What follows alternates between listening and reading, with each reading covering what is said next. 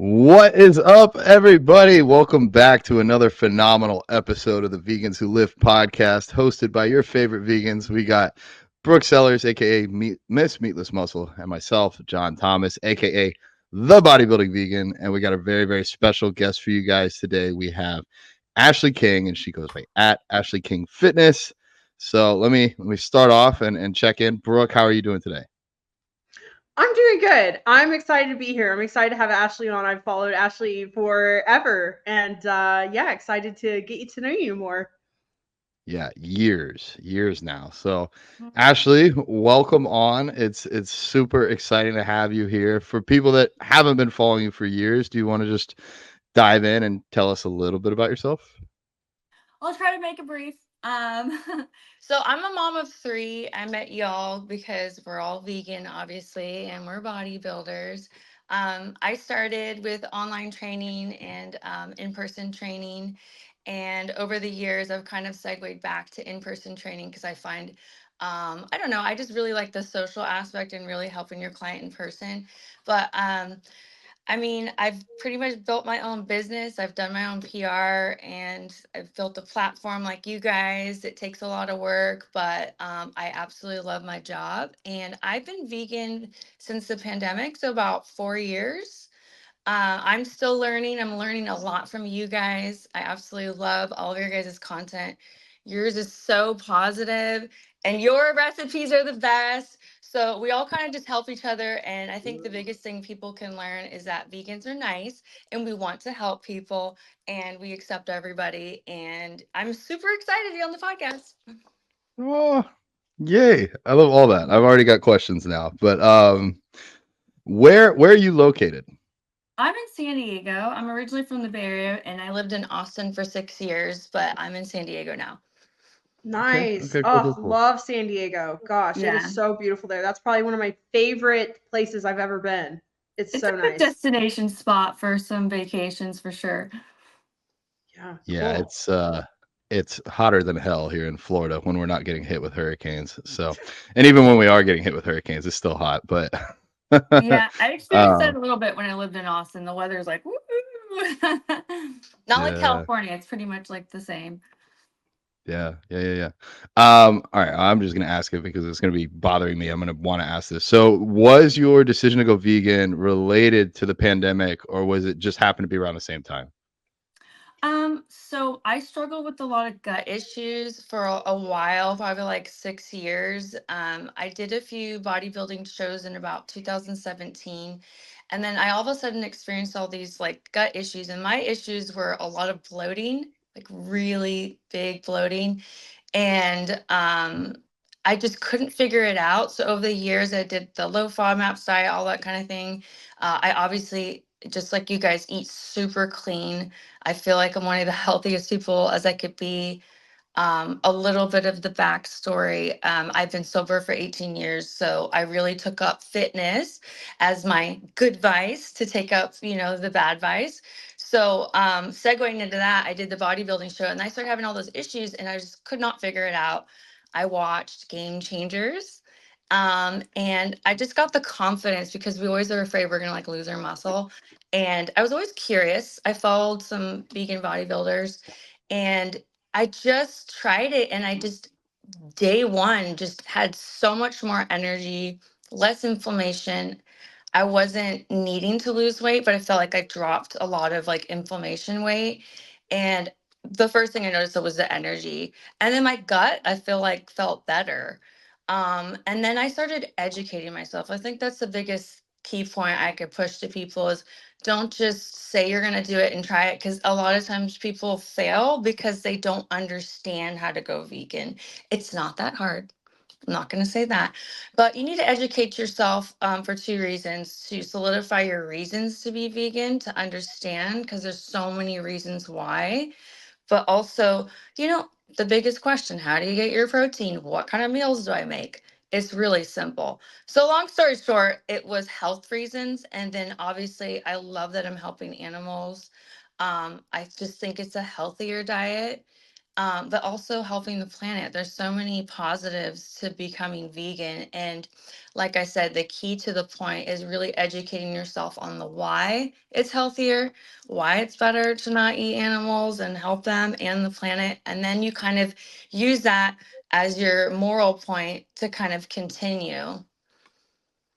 Love it. Yeah, I think John knows I'm gonna jump on the gut issues because I am like super, super passionate about gut issues. So I wasn't even planning to talk about that today. Me and John kind of off air were like, "What are you gonna ask Ashley?" And I'm like, "I'm gonna ask her this," and we kind of figured out. But we'll definitely talk about gut issues. Funny enough, our last guest too was talking about his gut issues. He had SIBO. I had SIBO too. Funny It's enough, so common. It's so sad. so And common, and people it's just deal with it. people just deal with it because you go to the doctor and they just act like, oh, you have IBS, you're just going to have to manage this the rest of your life, like, The Band-Aid just of eat low IBS. FODMAP. Yeah, exactly. And funny enough, my issues also started after I started competing. I never had gut issues. I never even had food poisoning. I mean, I would like had an iron stomach before I started competing, and I find that really interesting. So we'll definitely have to get into that because I'm very curious to hear your story. But yeah, and I also love your outlook too. I love that when you started, kind of like your statement about yourself, that you were talking about how you're all inclusive, everybody's accepted.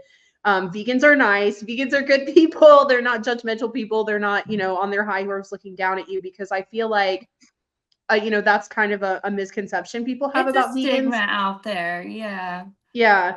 And there are some vegans like that. Granted, I know me and John have had some issues this week in our content dealing with those sorts of vegans, and I'm sure you do as well, and we can chat about that. But I think, the more of us nice vegans, friendly vegans, accepting vegans who come together and, promote that side, that positivity, the better. And the more people that we can, get to join the movement. I think that's my biggest point in case is going forward. I've noticed, because I've only been vegan 4 years, but is to try to make it more approachable for the non-vegans. Like, do I want everyone to be 100% vegan? Absolutely. But I'm sure you guys with your clients, like, if we could just introduce eating more fruits and vegetables and less meat, they're going to benefit from their health, number one, helping the animals. Any little bit helps. So if they don't go all the way vegan, that's what they're comfortable with. It just helps everybody all around.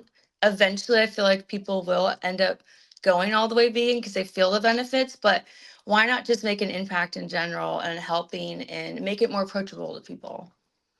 I agree 100%. Sean Russell, the producer of the Vegans Who Live podcast, also Brooke and I's brand manager, he's shown me the term pre-vegans. So instead of saying like non-vegans, we already say pre-vegan and Okay, trying to encourage pre-vegan. I people like that. in.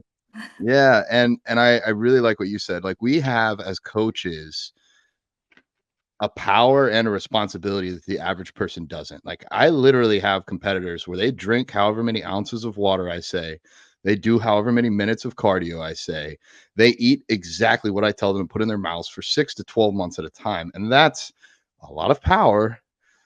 And I also have it where people aren't competitors and they aren't yet vegan. They're pre-vegans, and we sneak one vegan meal in. And then they like it, and then they ask for more of it. And so again, like you said, it's not about getting people to be perfect. It's about having the biggest impact.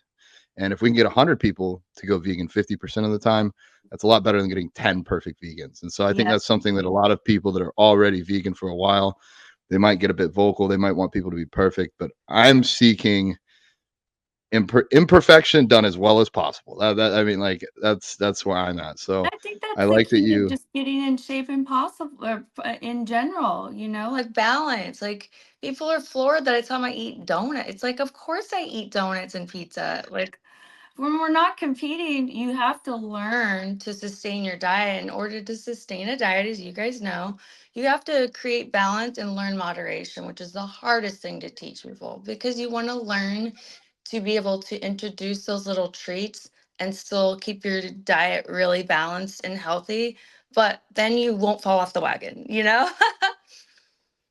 You touched on something else. Really, I think the biggest thing about going vegan, I've listened to Robert Cheek when he gives speeches, it's finding your why.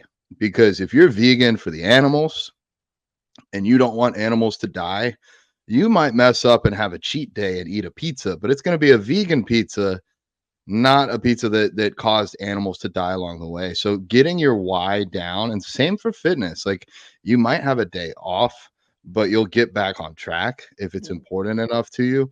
And Brooke can attest to this. I think we all find vegan, which is, as an ethical ideal, it's for the animals. We find it in different ways. Some people for their health, some people for the environment, most people for the animals. But both you and Brooke went on your health journeys, and even Tommy, our last guest, on his health journey, and that opened his eyes to like seeing what factory farming is like. And then I really like that you mentioned it's better for the world, because even if you don't care about animals and you don't care about yourself, if we want there to be a world for future generations, we need more people going down this route. So you are a huge influencer. You have a huge amount of power and responsibility. So I love that you're promoting this, showing how easy it is. Like one of your reels that I just checked out, this pen on your page is showing how easy it is to get in protein. It's like, that's what we need to show people. This is not that hard. No, I just feel like all of your favorite meals, just like Brooke does, if she wants to make something like a treat or something, she makes it healthier. If you want to eat the same meals you were eating when you were pre-vegan, you're going to just incorporate that vegan protein. It's so simple. And your guys's simple swap outs videos and those reels just really help people, because to us, it's so, we're used to it. We know what to do, but it's so simple. I keep the same meal. I just swap out the protein. And it's just so much more accessible nowadays to be vegan too. So, and there's so many like little protein bagels, protein this. It's just, like, it's so easy to get your protein. It's really not that hard. I mean, and you can attest because you have to eat way more protein than we do, right? Like, if you can Yeah. do it, we can do it. I get 350 grams a day, and people will be like, it's so hard to get protein. I'm like, what are you eating? Like, it's That's insane. uh, Wow. yeah. Yeah. Well, I'm not advocating for everyone else, but this is what a 240-pound competitive Yes. bodybuilder does. Not Yeah. Everyone's everybody's got different trying to do. macros. Yes, we get that. Yes. Yes. Um, all right. I have completely sideswiped the script, but we normally do wins of the week, and I've talked a lot, so I'm going to hand it off to Brooke and let her hit her wins of the week, and then we'll go to you next, Ashley.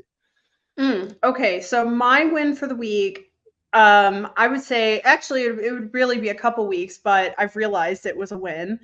I've kind of just taken a huge step back from my normally very regimented nutrition, training, kind of bodybuilding style approach to my fitness. And lately, I have just been listening to my body and just kind of having fun with it and doing what I want to do, which normally would have given me a lot of anxiety and I would have been really stressed out about it and feeling like I was losing progress. But it's actually been really good for me. And it's actually been really refreshing just to, like, actually for the first time in my life, being able to mindfully eat. I've never been able to eat, like, do that kind of intuitive eating ever, because I would just like intuitively eat my way into, like, a bag of chips or like, whatever it is. So I've actually been able to intuitively eat lately. And I mean, of course, I still incorporate like protein and stuff like that, but even just like tracking, I've taken a big step back just from all of it, which, like, I've just done religiously for probably 7 years now. And so it's been really nice to just kind of have 2 or 3 weeks where I'm not really stressed about steps, about my calories, about my macros, about my training. I, like, if I go in the gym and I don't hit a PR, it's okay. Like, if I want to switch an exercise because I just don't feel like doing lunges today, I just do it. Um, and it's been good for me because I've actually made some really good progress. Like, I'm trying to get a little bit of weight off, get a little bit of body fat off. The end of October will be 1 year. I'll be SIBO free, which I know John knows was absolute hell, and Ashley, you do too, after going through gut issues. So I really want to have this like big celebration, this big transformation at the end of October to celebrate that. And so it's been really cool to see that I can still make progress even when I'm not like 100% tracking like I would when I'm competing. And I've lost almost like 15 pounds now, which is pretty Wow. insane. Yeah, I've been getting really lean and hardly even trying. Just like I said, I just listen to my body. I eat when I want to eat, and I train how I want to train, and like I don't really obsess about my steps. Like the hurricane came and I was kind of freaking out because I'm like, oh my God, how am I gonna get my 12,000 steps in? Gym's closed. It's raining outside, it's flooded, but it was fine.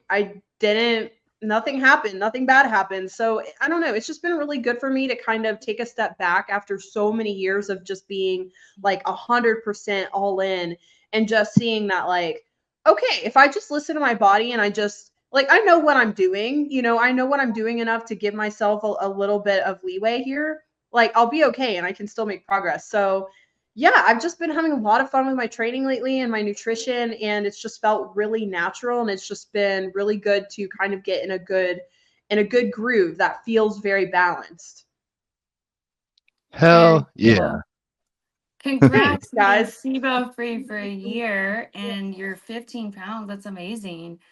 Um, Thanks. that feels empowering, I bet, because we thrive on discipline. Like we're weirdos, right? And it's like you could do it too much sometimes. Cause then like what's the fun in working this hard if you can't have a little treat every once in a while? But it's funny because it creates more discipline. It teaches you how to moderate and balance. So I've really played with that too. I did my show in December. I did 2 shows like years ago. And then I did one in December because I turned 40. It was kind of just for fun. And then since then, I've been trying to find my maintenance calories, and I like just now finally stayed on track. But we're so hard on ourselves. Like me being off track is like not. Yeah. But yeah, because I have an addictive personality too, being sober, I really have to check myself. And I feel like I've been working on trying to eat out once a week. That sounds crazy because I eat 100% at home, and that comes from patterns from the past of having so many gut issues. It's safer, it feels better to eat at home. Plus we track and it's just easier. Yep. You feel better. But I'm excited because now I could be a normal person and go out to eat once a week. And it doesn't have to be a cheat meal, but it's just a fun meal. I get to like kind of socialize and eat with everyone else, which I wasn't for the longest time. So I've been playing with that, doing my maintenance calories and that. And I haven't tracked as long as you. I've intuitively ate and then tracked. Obviously, I feel better when I track. But, if I go on vacation for 2 days, I'll just make sure I get my protein. And like you said, you just kind of like have fun and eat. But that's been a win for me to be able to eat out once a week and enjoy it and not feel guilty, and also like, enjoy a meal with my kids instead of watching them eat. you know, Yeah. Yeah. there's so many fun vegan restaurants out. My list is so long. I finally got to do that. The other thing is, I don't know, this whole entire year I've focused a lot on my mental health and like you said, learning that it's okay to rest. I always tell my clients, we're not robots. You're not going to go into the gym 100%. That's not normal. You're a human being. Like you're going to have ups and downs. You're going to have less motivation. You're not going to do as much reps. But then the next week, you're like, I got it. And the reason why is because you let yourself just rest a little bit. Maybe you skipped one workout, or you didn't go as hard, or you didn't get all of your cardio in. You didn't fit your macros in perfectly, but your body needs a little deload every once in a while, and you actually come back stronger, like a refeed meal. If people don't know what that means when you've been really low calories because you've been cutting and you need that reload of a little extra, calories, and then your body responds better because it's not in like the starvation mode. So it's just such a science, but your mental health has to be in queue in order for you to feel good as a whole. So taking those little breaks and not pushing as hard, like you can all attest to being bodybuilders, you push yourself really hard in the shows that you need that. You need that, like, and to give yourself grace in your head, like, it's okay. We're not perfect and you're not supposed to be. And your body asks for what it needs when it does. So listen to it. So, Oh yeah. yeah. Yeah, I definitely developed a lot of anxiety around food when I had SIBO. And it was, and you know how it is with gut issues, like it's almost like the healthy food. It really is the healthy foods that actually cause you the most distress usually. So like forever I had anxiety about eating vegetables, which sucks because I love vegetables. And then like you said, like eating out, I would have anxiety about eating out. And even when I got my SIBO under control, I still had the anxiety. And then it just kind of became, because I was so restricted with low FODMAP during SIBO, I felt like I would just go ape shit whenever I had something. And I did a lot of times. Like I would just binge and go crazy. And then finally, I don't know, just a flip has switched and I feel like I'm in control. And like you said, I feel more disciplined than ever by being like, yeah, let's go get tacos this weekend, because I know I can stop myself. Like I know I can stop and I can just go home and like be done. And I feel like, and like for me, I kind of reflected and I feel like just all this tracking of all these variables that I do, it does have a purpose, but also at sometimes I feel like it's me just trying to have control, you know, in a world where I don't have control over everything, because I do struggle with control. And like it brings me a lot of peace, like being able to track all my calories and all my steps, and like I can control all these things, and it just kind of gives me like a little bit of like peace in my world. And I'm the same way with my business. So I kind of reflected on that, but it's like I'm even more in control when I just allow myself to just do what I feel like doing, and just being aware of how I feel, and basing my actions off of how I'm feeling. So yeah, exactly like you said, it's been really freeing, and it's been really good for my mental health. And I feel like everything happened for a reason, because I really wanted to compete this year, I got a really good coach now, and I was like just ready to hit the stage. But it just didn't work out for me this year because of the parasite I was dealing with, my thyroid issues, just one thing after another. But looking back, there's no way I could have competed where my mental health was, because I was struggling so much with food. I was struggling with eating so much. And now I feel like shit, I could prep this. I mean, basically in prep now. Like, this should be easy. Like, you just tell me when you're ready to go and put me on stage. So yeah, I think everything just kind of happened for a reason, and it's working out. Happy for both of you. My coach brain is just like listening to all this, and Brooke, you really nailed it. I've had some clients that are like, oh, hey, I know you're asking for this, but here's 15 pages of spreadsheets. I'm tracking literally everything from how much my left pinky toenail grew this week to how many hairs I lost on my head and on my chin. And like, I'm like, what is with all this data? And then it makes sense. This was a control freak. They wanted to control everything. So that's why they tracked everything. I think, Brooke, touching on you having that intuitive eating break, like it's been like 13 years that I've tracked my macros or been on a meal plan, and I don't think I've ever had more than a week off ever, and that was like overseas traveling. So I might try that next year when I do some traveling, like just take a week or two and see almost make a game of it. Like, how well can I maintain my physique and my gym performance by cutting down to like 3 days a week and not tracking? But good for you. That's awesome. And actually, I think you are doing something that I kind of intuitively learned as well. Like with my clients, unless they're 8 to 12 weeks out from a show, I pretty much mandate, like, I have one client, this is really hard for her. I say, you need to go out and eat a meal. I don't care if it's a salad, but you need to go out, eat something that's not in your kitchen without a food scale. And she's like, well, how do I track it? I'm like, you don't. That's the point. She's like, well, that's really hard for me. I track everything. And I'm like, that's why I'm asking you to do this. I'm pushing you in the direction that you're uncomfortable. And I think that's, as coaches, that's our job. So someone like Brooke, if I was coaching Brooke, I would be pushing her back from where she normally is. Like, she's normally super on the ball, super anal, super extra. And same with myself, and probably Ashley, probably similar with you. Most competitors are like that. You get more out of them when you pull them back a little bit. And then the average client that really needs your help, not so much just that pullback, they need that push, and they need to be pushed to go track their steps. And like, oh, but I'll have to get a watch, or I'll have to get a walking pad. It's like, yeah, well, that's what you need. So pushing into those, for whoever you are, we all have different things that are uncomfortable, but that is where we grow. So very, very cool. Like, so much value already in this episode for people listening. Yeah. I'll keep mine relatively brief, but my win of the week is taking one of Brooke and I's former academy students. We have a coaching academy, and his name is Alex Nearest. I'm giving him a shout out. We've got him a spot with Vegans Explore, so he's got kind of an administrative role there. And now he is also going to be I'm going to just say my right hand man. He's going to help me with editing, with filming, with following up on companies. He's been over like 20 hours this week helping me just get my life organized. And if he can give me 20 or 30 hours a week, that's going to be 15 to 20 hours of like new content for you guys, and then 10 hours of a little bit less work on me, which just makes my life easier. But taking myself out of this from just like an operations standpoint, he's one of the kindest, most empathetic, smartest people I know.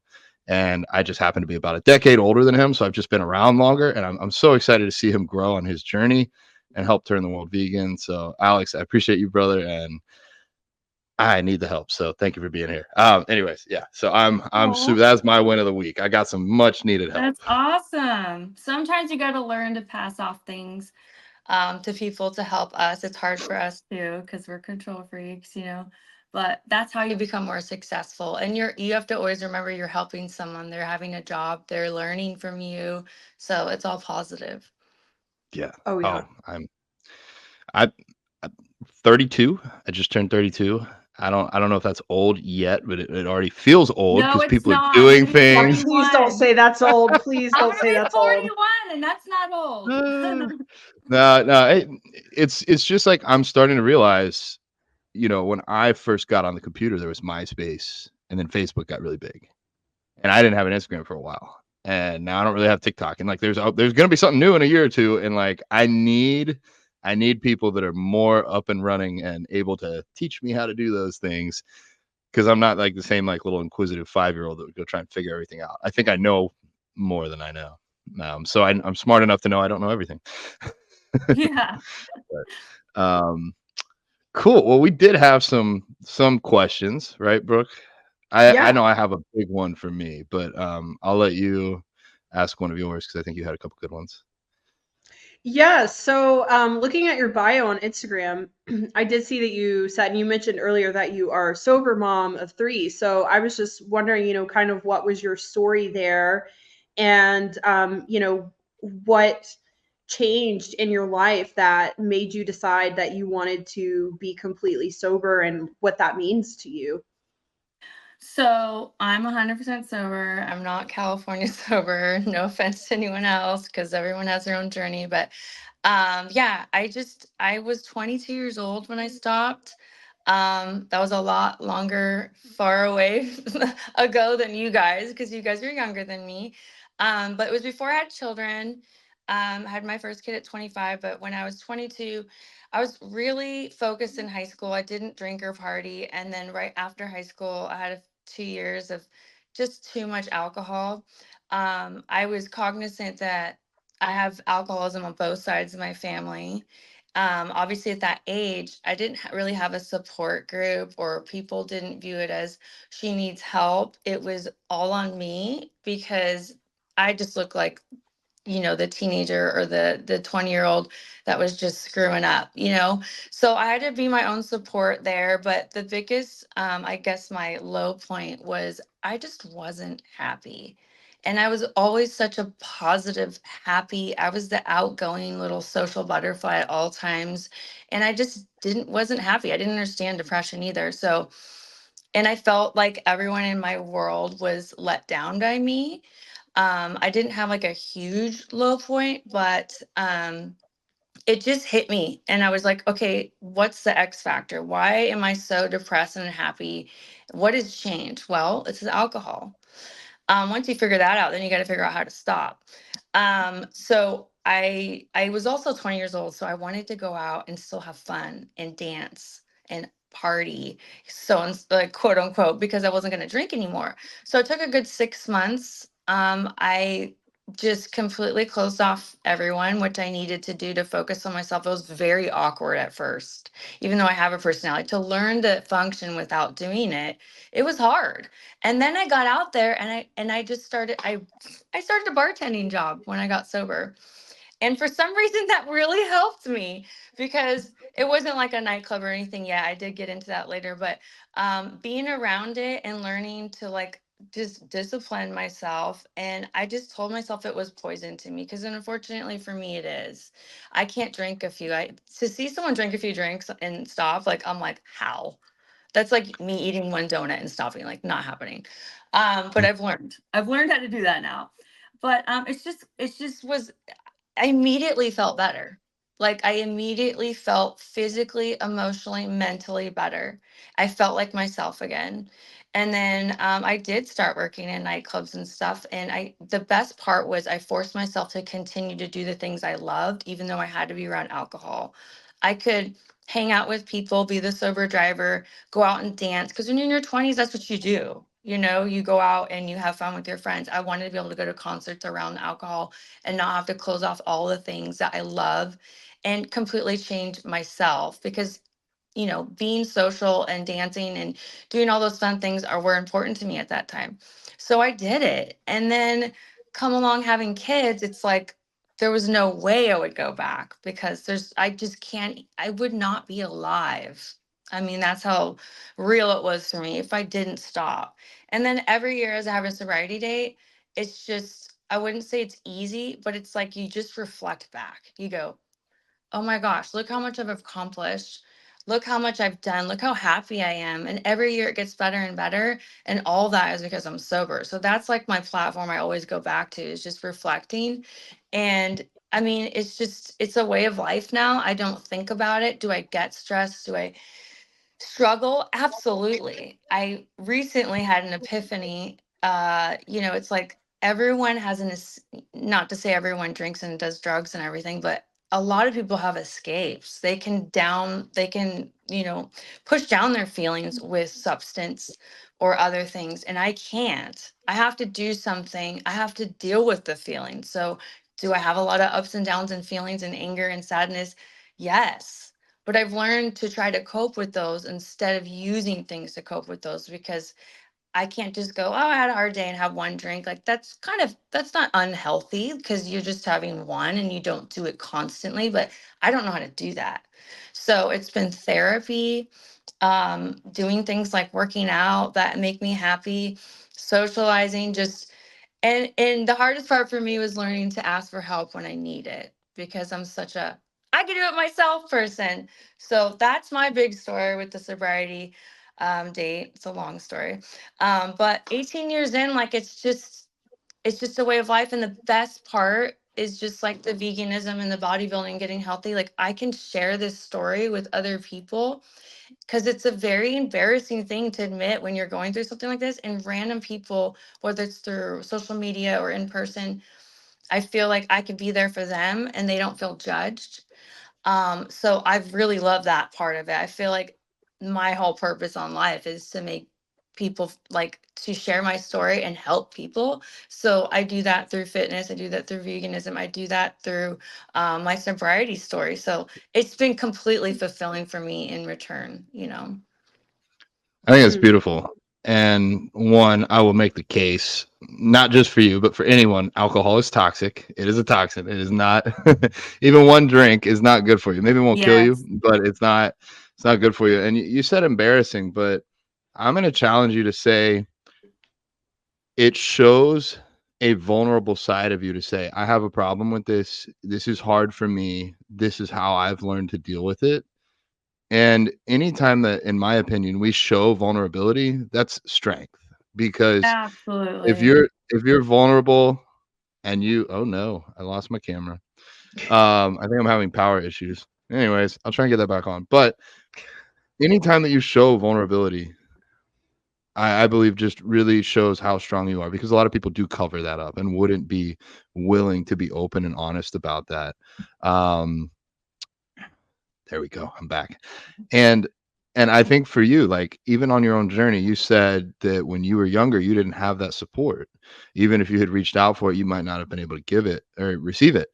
But now with your platform and for your kids and for random people on Instagram, you're able to be that support that wasn't there for you. So I And I think think that's that's a really special. key factor I've learned through going through therapy is when people have things they go through, trauma, if you will, they want to give people what they never got. So that is a huge thing that I absolutely feel fulfilled when I do. And that's a big reason why I like training and just being there for people. It's my favorite thing.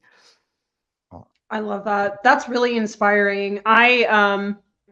am admittedly a big pot smoker. I'm a big pothead, and I've never really been into drinking, just because it just makes you feel like crap, the next day. So I just have never, that's never really been my vice. But really, like you said, it's like when I really think about it, most of the time when I'm smoking, it's mostly because I'm escaping some sort of anxiety most of the time. Especially like at the end of the day, I get done with work and I always just feel like I can't shut my brain off, and that's just a way to kind of like slow my brain down. But even marijuana, as safe as it is, I've really wanted to lately um, cut back and eventually stop. But I struggle with that. I'm like, oh my God, what am I going to do with my emotions? Well, And I I'm just can gonna, help you, and I would love to help you.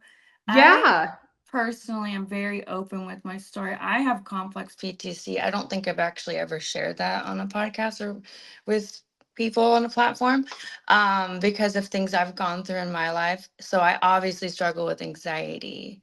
I'm yeah. super fight or flight vigilant. I'm very jumpy. So that's a lot of things I've been really working on through EMDR therapy. It's trauma therapy. So a few things that have helped me instead of reaching for something like the pot. Um, I would never see myself doing meditation. I'm not a relaxed person. Yeah. It would be hard for me to do yoga because I'm just I have ADHD too.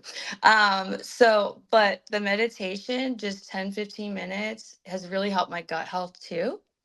Mm. A specific meditation and program I do, and I look forward to it now. It calms me before bed because I don't know about you, but I'm an overthinker before bed. Oh yeah. Um, I've even struggled with panic attacks in the past year, but I never even knew I had anxiety or PTSD. But meditation has been huge for me. Like I said, it's helped my gut, it's helped my nervous system, it's helped my anxiety. But I still struggle with it now and then. But I would say meditation and then forcing myself, it sounds so stupid, but get out in the sun and like do my cardio, and even if in a mental walk, even if it's not for cardio, instead of going, okay, I'll just hit the elliptical or spin class, it just really clears your mind. Whatever works for you, but it's always better to try to find something that long term will help you, whether it's therapy, meditation, walks. It sounds so stupid and simple, but like stress is real, anxiety is real. Whatever you're dealing with, there is a healthy way to deal with it. And there's nothing wrong that you've been reaching for something the wrong way. You just need to teach yourself to reach for the healthy things. Mm. Yeah, gosh, we are so similar. I didn't even realize how similar we are, but yes, exactly. Yeah, and because I've just noticed my lungs are just not nearly as good as they used to be, and I do have asthma. I don't really struggle with it ever since I went vegan. I was able to come off my medications, but it's still there. So I think about that and I'm like, I don't want to be like 70 and then I can't breathe. And my grandmother had COPD. So I'm like, I just don't I think now I need to start really, assessing if this is really what's best for me. And like, okay, I could switch to gummies. But then again, it's like, why am I doing this? I'm doing I this mean, to you're talking escape. to someone that I could literally get addicted to peanut butter, and I have. So I Oh, could get yeah. addicted to anything. I could be like, oh, spin class. I love spin class. Like it's constantly keeping myself in check. It's not a struggle, but it's always just trying to work on it. We're always trying to work on ourselves. So don't be hard on yourself, but just try new things and like try to reach out for a support group too. And people have been through it. Mm, I love Yeah. that. Thank you. Yeah. I appreciate Brooke going first on that, because I do actually. I would say I was about to be like, well, Brooke, you could use a vaporizer. That's what I use. Not like the vape pens, but like an actual vaporizer unit, so that you're not breathing in any of like the actual smoke, or having like rolling papers or anything like that. Because I thought about it, like if I do this for 20 years, that's going to be potentially bad for my lungs. Um, and I would like to live at least another 20 years. I haven't drank any alcohol probably about 4 years now. I take that back. As a bodybuilding supplement, we used 1 ounce of vodka the night before my show, and I viewed that as, as a diuretic, as something implemented for bodybuilding purposes, not for any cognitive pluses or minuses or anything like that. But outside of that shot, like I know myself. I don't even sip somebody's wine. My mom's like, "Oh, I got this nice wine," or Allie's like, "I might get it." Allie's had like 1 drink since I met her, and I was like, "Ooh, I want to try it." I better not. So I'm very similar in that, like, whenever I used to drink, like in high school, it wasn't like, "Oh, let's have a beer." It's like, I'm gonna finish the 12 pack because it's there. Um, Mhm. so now for me, I do use marijuana more often than not in the evenings, and I've found for me, like, that was my clue that I had anxiety. I didn't think I had anxiety. Like, everybody says, "Oh, I have anxiety." Well, not everybody, but people say they have anxiety. And I was like, "Oh, I'm glad I don't." And then I smoked once. And as I was smoking, I was like, I don't have anxiety. And that moment, because all the things that I really worry about and stress over just kind of dissipated. And it made me realize that a lot of the day I am in this like anxiously functional state. Mhm. And if I have a good distraction, like if my girlfriend Allie's over and she wants to watch a show at night, it's like 9 or 10 o'clock, and I've literally worked 12 hours, I can like mentally check out. But if she's not Mhm. over, I'll try and watch a show. 5 minutes in, I'm like on my phone trying to work or trying to like see if I have any messages I Yes. haven't replied to. I have a really hard So time sitting still. I always say I have to have a partner that will like cuddle me and sit still, which I don't have. So I'm like always trying to yeah, cook, bake, clean something, you know? I'm the same way. So if I'm by myself, like mm, I would say it's maybe therapeutic in a way because it allows me to relax. But Highly yeah, I don't. recommend trying the meditation because I feel like it's just the breathing. Like even when I get hyper like stress, if I can just sit there and breathe for a few seconds because of the complex PTC, it gets like here and anxiety, and then I get like worked up, like you guys probably feel. Then it's just release it, stop holding it, and it just like it's the same thing with meditation. If you can meditate for 5-10 minutes before you sit down, you might be able to actually relax. You know. Yeah, you know what? I'm gonna challenge everybody listening right now. Everybody, including us, take a deep breath.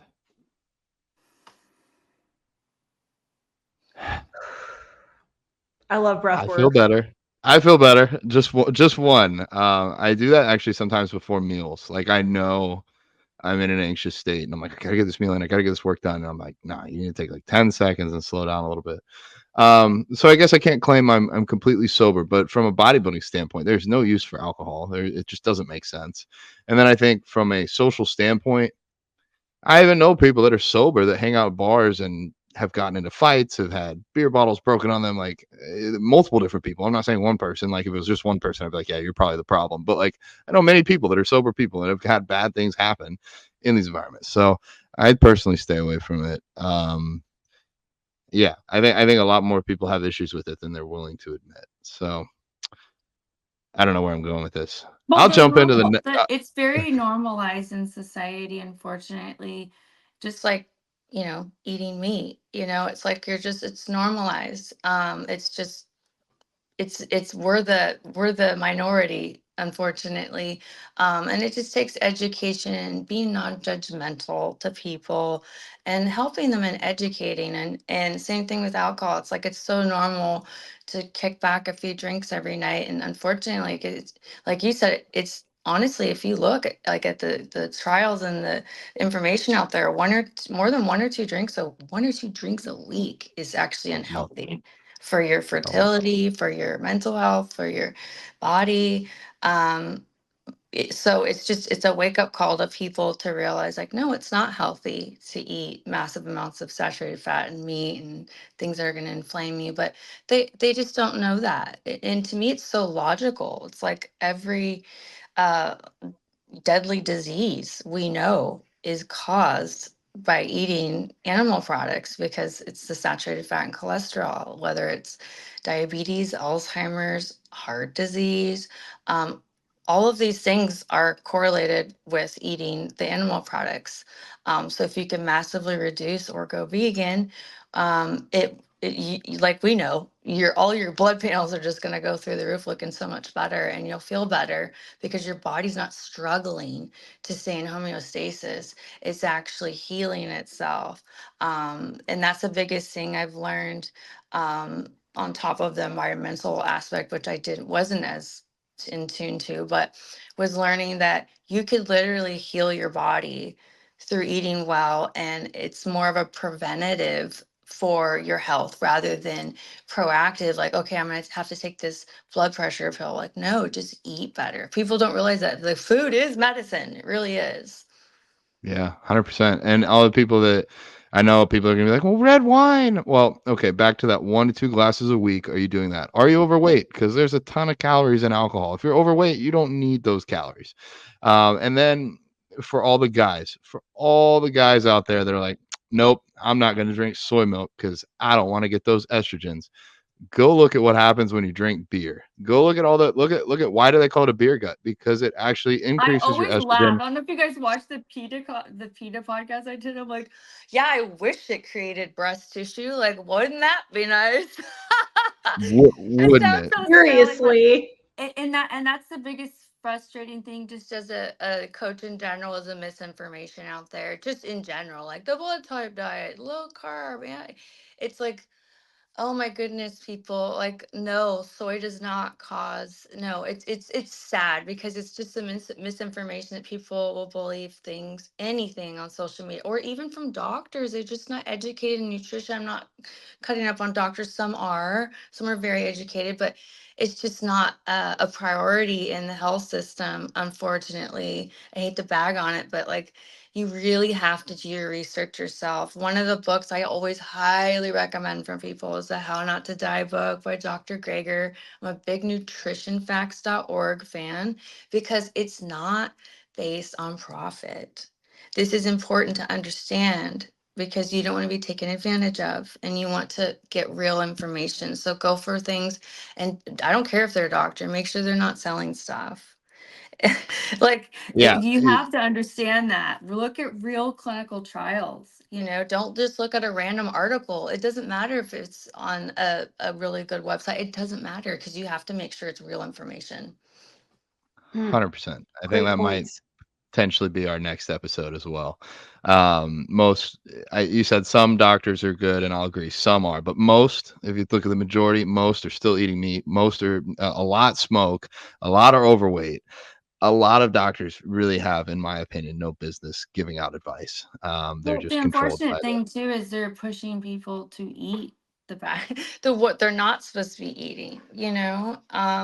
That's the problem. They're not pushing and understanding that. Yeah, like, admit it. Like, carbs are not the enemy, and that it's not just sugar. Everything should be balanced, but it's eating less animal products and incorporating more fruits and vegetables. I tell people, stop focusing on the fact you're not eating meat. Focus on eating more fruits and vegetables because those are your nutrients, your minerals, and antioxidants are going to fight diseases and prevent. Fiber, like, no one talks about it. It's one of the most important things to do. And all of that you get by eating more fruits and vegetables and less, meat, less or no meat. So Yes. Um, you can get me off my I soapbox. I'll give you one more chance to get on the soapbox. So you had mentioned it, and this was actually my question for you. So I noticed that you had done some work, or at least posts with PETA, and I wanted to know, from my own personal interest, how did you get involved with them, and what is some of the work you've done? And the reason I ask is they're actually the reason I went vegan 18 years ago. I had been vegetarian for 3 years, and I picked up a PETA magazine that said vegetarian isn't enough, and I, as a 13-year-old, went in there ready to destroy their arguments and came out telling my mom I want to try being vegan for a week. So, yeah, tell me about what you do with PETA. Well, kudos to you for taking that on at that young of an age. Like, how cognizant and empathetic. Like, that's amazing. Um, they reached out to me. I was fortunate enough to have that opportunity. I was like, absolutely, I'd love it. Of course, being on a platform that big and then posting my content from the podcast, there was a little bit of hate and stuff, and people didn't like that. I I verbalized describing TVP as chicken like. They're like, why would you compare it to a chicken? That's mean. I'm like, you have to understand. Yeah, just like you guys know, as being whatever you want to call us, influencers or whatever, coaches, you're gonna get that. But I let it slough off because the majority of people that are gonna benefit from that conversation is so much Mhm. more impactful and powerful. Some people are just not open minded, or they just want to say bullshit to say bullshit. But the whole point is, I was trying to be really approachable to Yeah. the pretty vegans because they want to understand how to make it, and to explain to them that you're not going to notice a big difference. That was my whole point. Like, you can just swap it out for the chicken you're eating pre vegans. That was like, but I worded it wrong for them apparently. But I didn't even clap back because it was like there was no point to, like, explaining to someone that just is kind of narrow minded. um, but even me pre-vegan, like I was just like, how do you do that? And like, is that really healthy? And you just reach out to other people that are vegans and they will help you. I did. That's literally what I did. So I was like, how do like, I had no idea how to eat vegan. And they Yeah. help me. We're nice. We want to help. And even if you don't go vegan, we'd love to just share. So PETA was a great experience. I'm glad I did it. I'm sure it hopefully impacted some people and had them understand, because I am a newer vegan and I love what they're doing. I love that they're helping people and helping everyone understand there's multiple reasons to be vegan. And what a great opportunity I had there. Very cool. Yeah. I'm living in comment sections right now trying to defend being vegan to other vegans, and it drives me insane. It's like your comment, like it tastes like chicken or whatever. Like, okay, well, if you're a lifelong vegan, she's not hurting you just because you don't know what chicken tastes like, or you've never eaten it, or you're better than everyone else. But we're trying to get all the pre-vegans that still eat chicken to find an alternative, so it makes But sense. some But vegans even get at us like, oh, you had honey. Oh my God. It's like, well, everyone has a different journey, and it's not about picking each other apart. It's about trying to make the biggest impact you can make, and you do it as much as you can, or 100%. But we're all on the same team. We're all trying to help each other and the planet and the animals. And that's the whole point. yeah, I Yeah, agree. it's sad. I feel like I get the most hateful troll comments from vegans than It's either the carnivores or meat eaters. it's either the most hateful or it's the most hurtful. It's like, well, Yeah. we're on the same team. Yeah. We want the same end goal, and you're putting me down when you could be educating someone else or supporting someone else, but you're taking time out of your day to say I'm not vegan up to your standards because I eat more protein than other people. I've had people tell me that, you're actually a bad vegan because you eat more food. If you were smaller and didn't bodybuild, then you'd be a better vegan. I'm like, you know what? I'd have no freaking platform to try and encourage other people to follow along. That So, doesn't even make yeah. sense to me. Like, grasping for Well, straws. I don't know. they have Like, in general, let's just be better people and support people and be kind and understanding. I do not judge people for not having a vegan journey, or I assume like who I am as a person is, they don't understand. Maybe they don't understand it's better for everyone and themselves included. So that's why we're trying to share it. Like, I'm not assuming you're not a bad person. Like, everyone has their own journey. We can have our own opinions and different ways we eat. Yeah. Yeah, yes. it's sad. Yeah, I had a post. You guys probably, I think you both saw it. It was about, the argument that vegans kill more animals through crop harvesting. Anyways, I posted a bunch of empirical data to support that claim. It's being incorrect, and this whole group, this weird radical vegan group, like went apeshit in my comments because, well, for one, they were upset that I was using facts to support my argument, because they were basically saying you shouldn't be using facts. You should just be saying, like, there's an issue with you being morally superior than an animal, and you shouldn't think you're superior than an animal, and there's not this like weird power play thing, like it's just wrong to eat a sentient being. That's all you should say. That's like point blank the only argument for veganism. And I'm like, But some people that You're a won't different matter. person? Like what? Exactly. I know. And like the other, and just like you, like I get it. It is wrong. It is wrong to eat animals. And I understand that. But also me being understanding, I know that there's cultures who don't see animals like we do. They're just resources. And I know that's their whole point is, well, that's what we should be telling people. But some of these things are so like culturally rooted in people that they may never see an animal as a sentient being. So, okay, so then how do we change those people? How do we change those people? That's why like the health arguments, the planet, the environment, the ecosystem, the sustainability, all of these things matter. All of these things matter because they're going to appeal to different people. Like there, like the Yulin Dog Festival, for example. How the heck are we supposed to get those people to care about cows and pigs? They don't even care about dogs. Think about all the sex trafficking in the world. Like there's babies that are being put into sex trafficking, and we want these people to care about a pig and a cow? Like, you know what? So anyway, so my frustration with the vegan community is that like everyone thinks they have a better perspective or a better argument or their activism is better. And I'm with you guys. It's like, why can't we just all respect each other and we all just do our own activism, because it all needs to be done.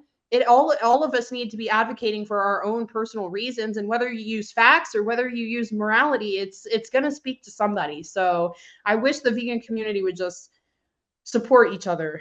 We would get more people on our team. And I'm with you. I don't know how many times I went to go comment and I go, no, not worth it. Because I just don't want to be in a fight. But I'm like, Yeah. but this person's clearly wrong.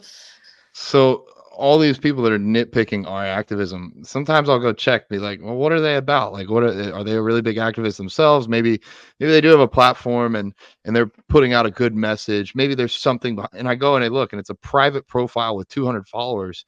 And I'm like, okay, so what are you doing? You're not actually changing anything. You're just Trolls. trying to bring down people that are trying to make an impact. So With that being said, though, I will say I rarely get any kind of hate. Oh, that's And good. I really don't. And it's probably because I just don't push. I don't know. It doesn't matter. But Yeah. I think in general, there's a lot more good people out there than there are people that want to stir shit. But you just got to always be cognizant. Okay, why do they want to stir shit? Okay, they just have something going on. Like, I don't know. I just always go back to that. I don't know. Yeah, 100%. Well, all right, now that we've had our rants and soapboxes, it's about time to wrap this up. Ashley, so you said you're transitioning more to in-person training. If somebody wanted to reach out for that, what's the best way? Through Instagram, or do you have a website? So I do online training too, written, workout programs, nutrition, meal plans. So I'm definitely available for that, and in-person training if you're in San Diego. I also do FaceTime training, which is just as fun. It sounds crazy, but it's just as effective and just as fun, and it's really convenient for clients, whether they're in the gym or they're working out from home. I'm on Ashley King Fitness for Instagram and TikTok, but I'm more so on Instagram. If they want to reach out for training, you could go on my Instagram and literally just DM me. I always answer my DMs. Other than that, Ashley King Training at gmail.com. That's going to be a good place to email me, and I'll get on the phone with you and talk to you, because as you guys know, it has to be a customized program or it won't work. So 100%. Well, Brooke, any other questions on your end?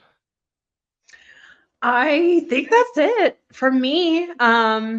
But yeah, thank you so much for coming on, and you are such a great example of veganism and strength and power and endurance and fitness. So yeah, I'm excited to continue to watch your journey. Well, I guess one more question: do you have any future plans, like competing, or any fun things coming out, or anything you want to let people know about? I'm definitely off the competing box. I kind of just did it as a YOLO moment because I was turning 40. I really want to preach sustainability with diets, for my clients, because I don't train competitors. But exciting things coming up. I mean, I'm going to turn 41 soon. I say it's always a good excuse to celebrate another year on the earth and be thankful and happy and sober and all the good things. So I'm excited to turn 41 in a few weeks. Oh, Yay! well, Happy early everybody birthday. can go wish you a happy birthday because it'll probably be out by then. And I just want to say, last thing, for a YOLO competitor, You look most of good, y'all girl. are never going to look this good. She looks phenomenal. I assumed this was going to be like your profession long-term thing because what you brought to the stage is very, very impressive and not easy. Most people, Thank if you want you. to be a YOLO competitor, you won't look like this. This is really Well, phenomenal. So I will say, when you can learn to sustain, like I said, and balance your diet and create consistency, that's going to be your key. I wouldn't say it wasn't any work, but I will say that the whole point of me doing it was to help people understand that you can be vegan and be in very, very good shape and healthy. You could do it naturally. I personally am natural. And also, like, if you're a mom, it is possible to get back in really good shape and healthy and have that energy. And number one, feel good about yourself because that's what fitness does. When you feel healthy and good, it's all good. And I wanted people to see that that was possible.